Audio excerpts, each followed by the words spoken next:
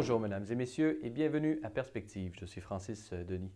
C'est un réveil plutôt brutal qui attendait les Belges puisque ce matin, le pays était victime de 3 attentats terroristes, dont 2 à l'aéroport international de Bruxelles, ainsi qu'à la station du métro du quartier européen, tout près de la Commission européenne. Selon certaines estimations, ces attentats terroristes auraient fait 34 morts et plus de 200 blessés. Dans un communiqué de presse, les évêques de Belgique ont affirmé être consternés par cette nouvelle et partagent l'angoisse de milliers de voyageurs et de leurs familles, des professionnels de l'aviation et des équipes de secours. Ils ont également confié à la prière de tous les victimes de cette nouvelle situation dramatique, manifestant la totale disponibilité des aumôniers de l'aéroport. Les évêques de Belgique ont réitéré leur invitation à ce que l'ensemble du pays puisse vivre ces jours en grande responsabilité citoyenne. De son côté, le pape François a fait parvenir un communiqué dans lequel il confie à la miséricorde de Dieu les personnes qui ont perdu la vie et il s'associe par la prière à la peine de leurs proches. Il exprime sa profonde sympathie aux blessés et à leurs familles, ainsi qu'à toutes les personnes qui contribuent au secours, demandant au Seigneur de leur apporter réconfort et consolation dans l'épreuve. Le Saint-Père condamne à nouveau la violence aveugle qui engendre tant de souffrances et implorant de Dieu le don de la paix. Il invoque sur les familles éprouvées ainsi que sur les Belges le bienfait des bénédictions divines. Dans la foulée de ces attentats terroristes, nos collègues de KTO Télévision ont eu l'opportunité de s'entretenir avec l'abbé Charles Declercq du service des communications du vicariat de Bruxelles et qui se trouvait dans le métro au moment même de l'explosion. Voici donc son propos tel que recueilli par Stéphanie Dupasquier. J'étais dans la rame de métro, près de la station Malbaie quand c'est arrivé. J'allais pour une projection presse tranquillement. J'avais entendu le matin qu'il y avait 2 explosions à Zaventem. Et donc, je prends le métro à la station Schumann, tranquillement. Je m'apprête à lire et quand tout d'un coup, j'entends une déflagration. Je ne me suis pas rendu compte tout de suite de quoi il s'agissait.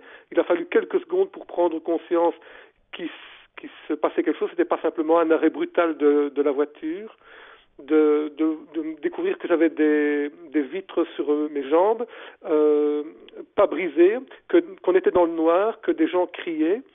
Et voilà, un chauffeur à ce moment-là, quelqu'un arrive et je me rends compte que c'est le chauffeur qui téléphone et il dit « je suis le chauffeur et je fais évacuer mes passagers ». Avec quelques personnes ensanglantées, mais j'ai pas vu de blessés graves d'où j'étais. Et donc, passer par les infrastructures techniques, arriver dans la station, emplie de fumée, et puis sortir, quoi. Je suis chanceux parce que peut-être que d'autres ont dû vivre des choses terrifiantes, quoi. Il faut être conscient que nous sommes fragiles et que nous sommes mortels. Et en ce temps de Semaine Sainte, c'est une chose qu'on ne doit pas oublier. Dans un tout autre ordre d'idées, nous sommes à quelques jours des préparatifs du Triduum pascal. Pour l'occasion, le président de la Conférence des évêques catholiques du Canada et évêque d'Hamilton, Monseigneur Douglas Crosby, a publié aujourd'hui son message pour Pâques 2016. Je vous propose d'en écouter un extrait. Pâques nous appelle à dépasser le tombeau et à partager la bonne nouvelle de la résurrection. Pâques nous appelle à marcher courageusement à la suite de Jésus, le ressuscité, et à proclamer avec audace que des ténèbres et de la souffrance surgit d'une vie nouvelle.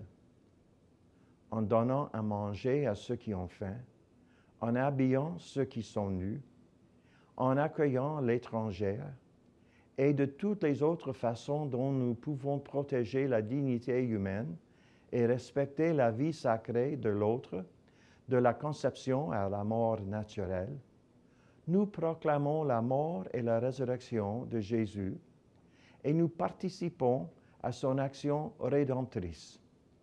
Nous affirmons hautement notre profonde confiance en la promesse de vie nouvelle que le Père nous a faite. Nous nous unissons à la proclamation de la bonne nouvelle de la résurrection. Il n'est pas ici, il est ressuscité.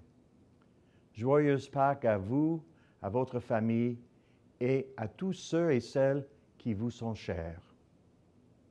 Voilà, c'est tout pour aujourd'hui. Si vous avez des questions ou commentaires, vous pouvez m'écrire à l'adresse qui apparaît à l'écran. Merci d'avoir été des nôtres. À la prochaine.